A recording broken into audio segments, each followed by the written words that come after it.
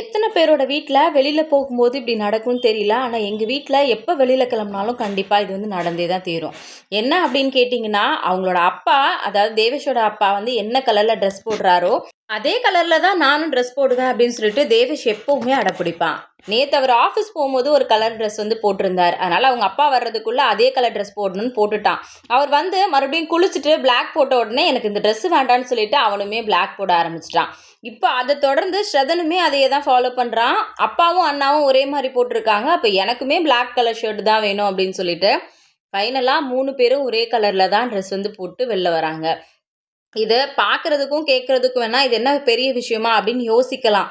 ஆனால் இவங்களுக்கெல்லாம் ட்ரெஸ் எடுத்து கொடுக்கறது நான் தான். நிஜமாவே எனக்கு இருக்கிறதுலே ஒரு பெரிய கஷ்டம் இதுதான்.